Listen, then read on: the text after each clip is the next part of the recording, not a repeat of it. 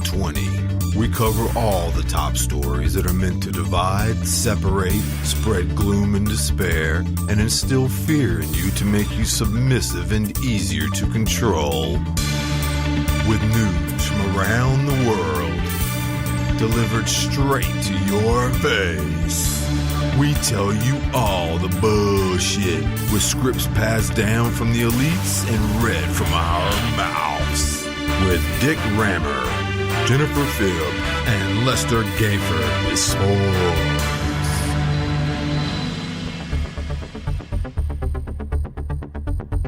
Hello everyone, and welcome to this Trues News Easter special. I'm Dick Rammer. And I'm Jennifer Phibb. We begin with some history tonight about the Easter holiday, which most people are probably unaware of.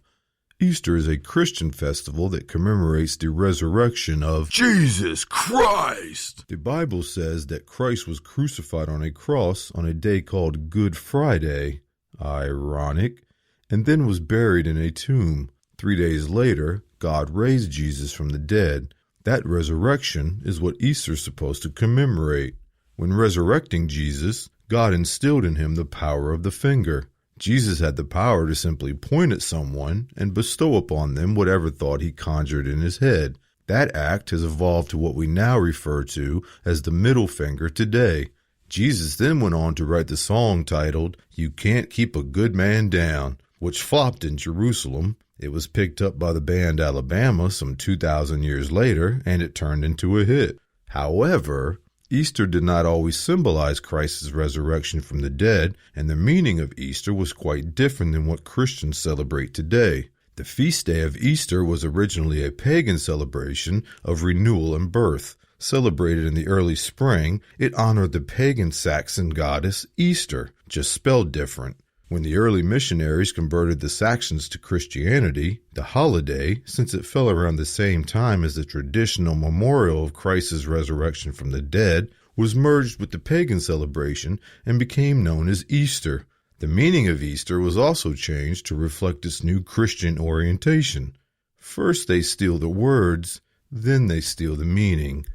And a side note about pagans, since a lot of people don't know what they actually are, paganism is a term first used in the 4th century by early Christians for people in the Roman Empire who practiced polytheism.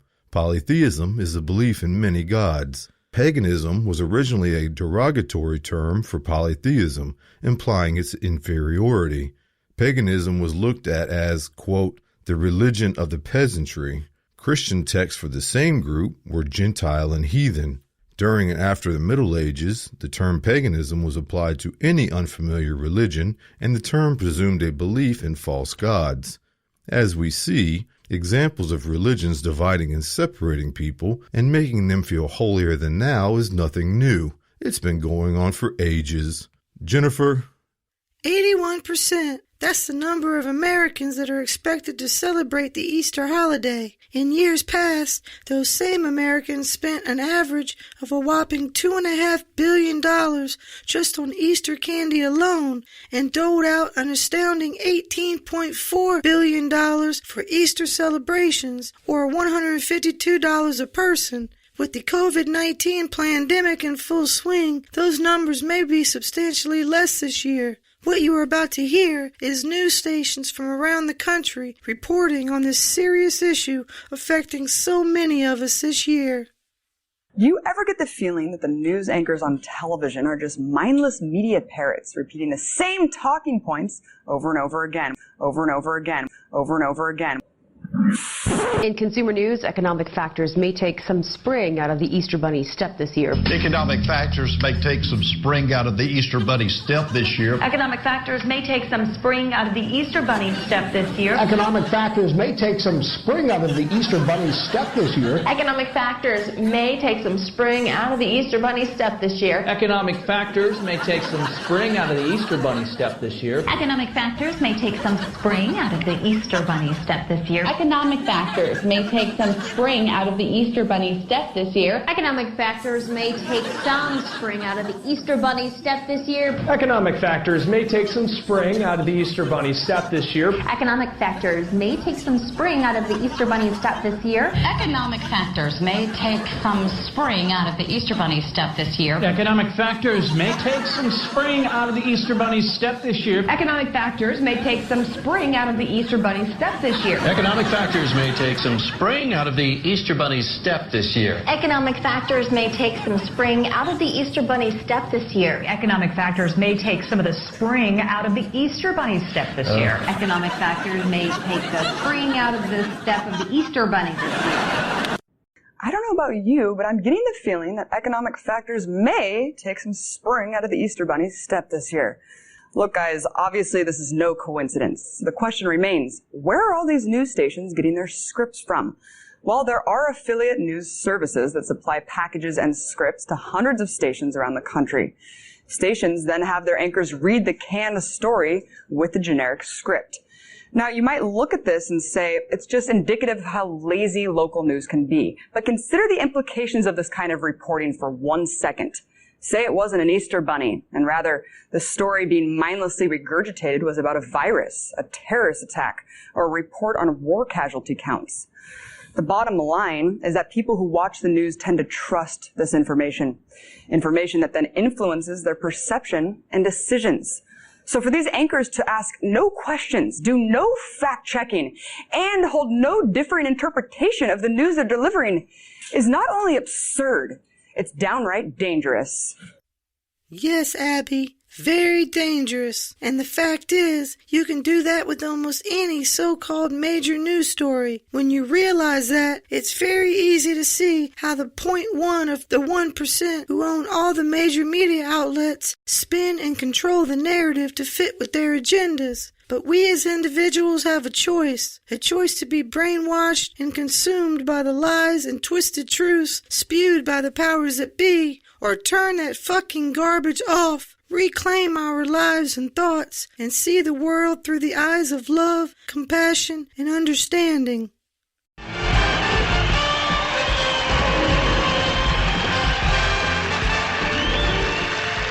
We're in a lot of trouble because you people and 62 million other Americans are listening to me right now, because less than 3% of you people read books.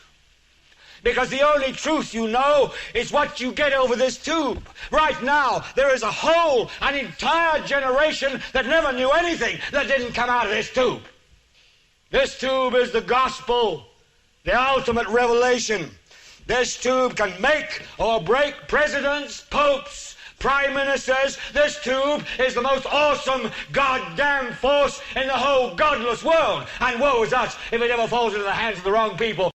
And when the 12th largest company in the world controls the most awesome goddamn propaganda force in the whole godless world, who knows what shit will be peddled for truth on this network. So you listen to me. Listen to me. Television is not the truth. Television is a goddamn amusement park.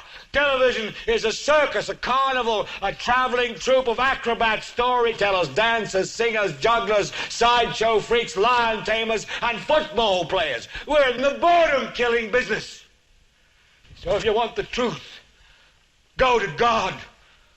Go to your gurus.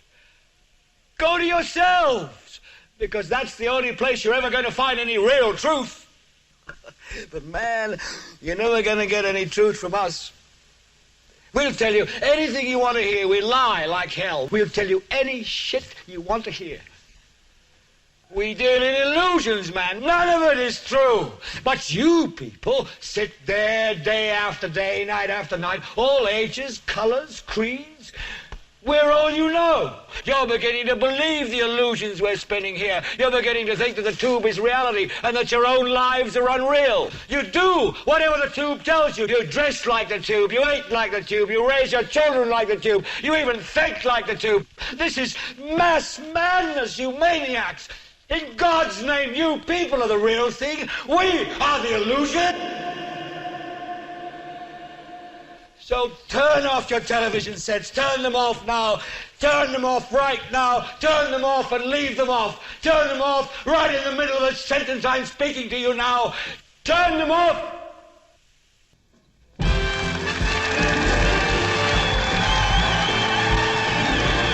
And welcome back. We now bring you a report Harry Hopper did last year around this time at a local elementary school.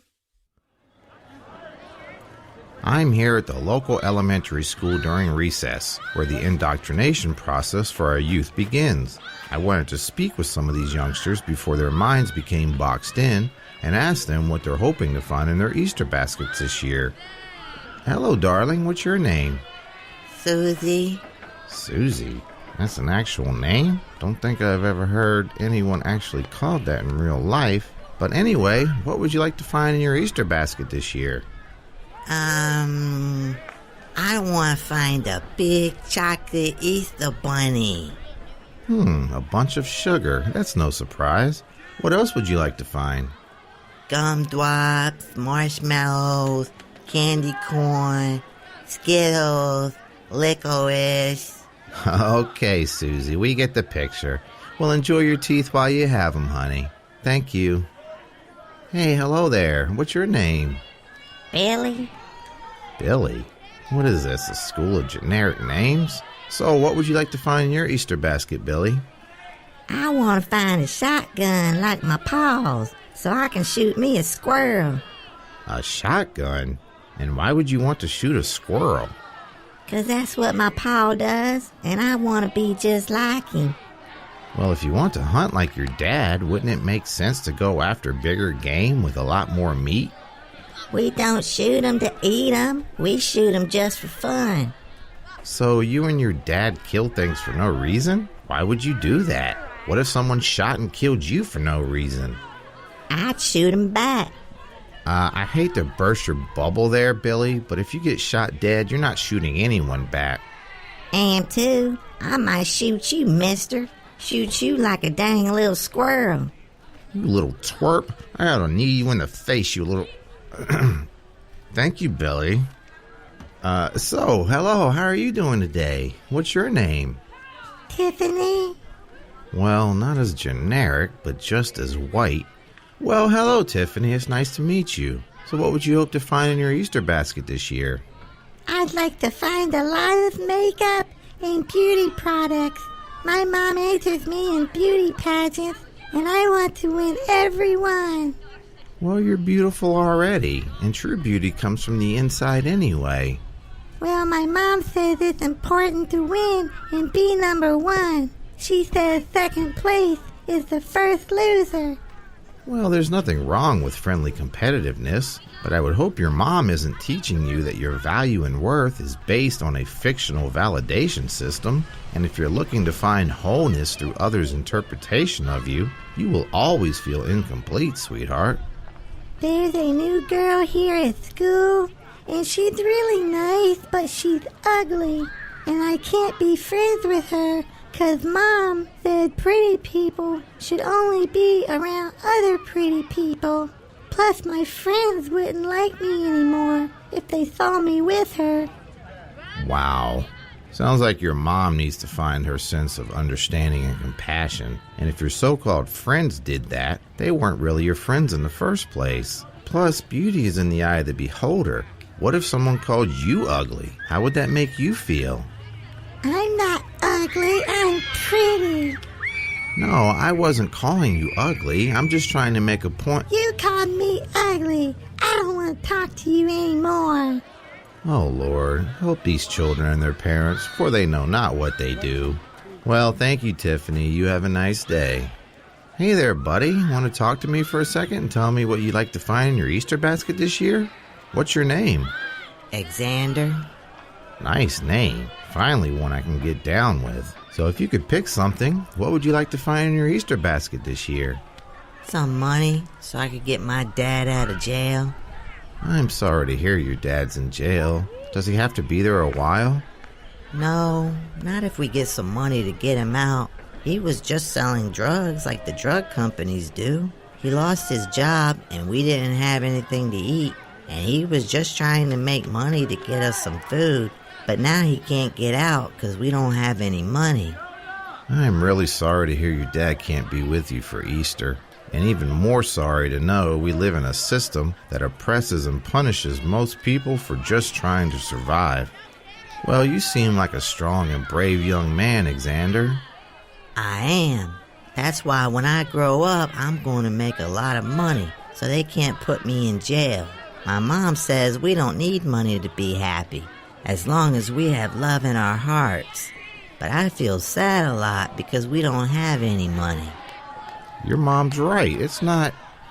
how can I tell this kid it's not about money when he knows the only reason his dad's in jail is because they have none? Xander, listen to your mom. She's a smart woman. She loves you very much, and she's going to be your very best friend your whole life, no matter what you do. Yeah, I love my mom a lot, and she loves me too. Yes, she does. Well, you go have fun and play, Xander, and thank you very much for talking to me. Okay, bye. Well, if children are the future and they mimic us adults, I guess it's no surprise not much changes over time. In a sort of ironic yet logical way, to break the cycle and truly change the world, it has to start with the adults who mold and shape our children, aka the future. I'm Harry Hopper, and like the Easter Bunny, I'm gonna hop on out of here. Okay, thanks, Harry Hopper. Hop to it then. Hop on in your car and leave. You're just a hop, skip, and a jump away. Thanks, Dick. We get it. That's all for this Easter edition of True's News. I'm Jennifer Phibb. And I'm Dick Rammer. Good night, everyone.